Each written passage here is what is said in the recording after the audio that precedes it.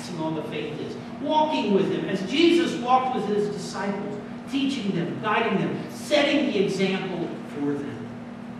I've told you all several times now about a lady named Ann Robinson. Ann was my Sunday school teacher when I was 5, 6, 7 years old. Ann has had 3 husbands in her life. She's been widowed, tragically, 3 times. Seeing her walk the walk and live the life of faith has taught me as much or more than those Sunday school lessons ever could.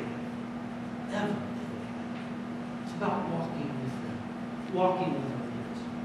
You know, we want their faith to be strong enough, solid enough, so that they can stand up against the forces of evil that are here in the world. That's what Paul is saying when he writes to the Ephesians this morning. The text this morning is take up the whole armor of God, which is a very military text. Those of us with military backgrounds appreciate the imagery here. But notice, the key thing that Paul encourages for the believers is for them to be able to stand. In Roman military days, they would often be set up in large groups of 100 at a time, shoulder to shoulder, 10 deep, 10 across. This mass of people. And being together like that protected them. And the goal was, after the battle was done, they were still standing. But you'll notice that, unlike the military imagery, there's only one offensive weapon that Paul talks about in that text. It's the sword of the Spirit, which is the Word of God. The only offensive weapon that these believers have is the words of eternal life, the words that Jesus has given them. That's what we want to pass on to the kids. Words. The words of eternal life. That relationship with Jesus that will stand them through thick and thin throughout their lives. Jesus calls all of us to pass on His faith to the next generation. It's not just the pastor's role. I love doing catechism with our middle schoolers, the 3-year program that we have with them.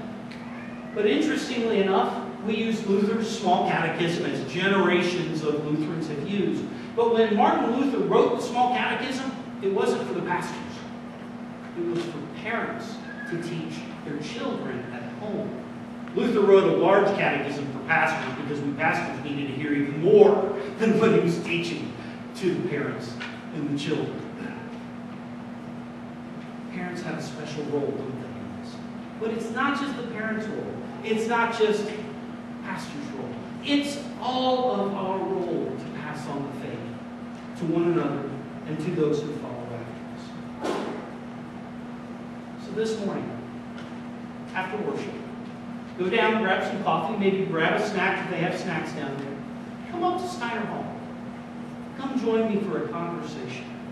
Let's talk about ways that we can pass on this faith to the next generation, that we can give them that faith that Jesus has already given to them, so that they will be able to stand. There's good news in this. When we pass on the faith, we find our own faith strengthened, don't we? As we share the faith, that trust that we have in Jesus, our trust in Jesus grows. As we point our young people to the cross,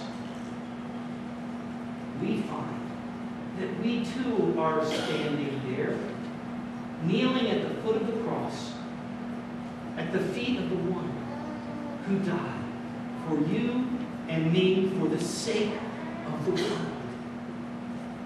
That is good news indeed.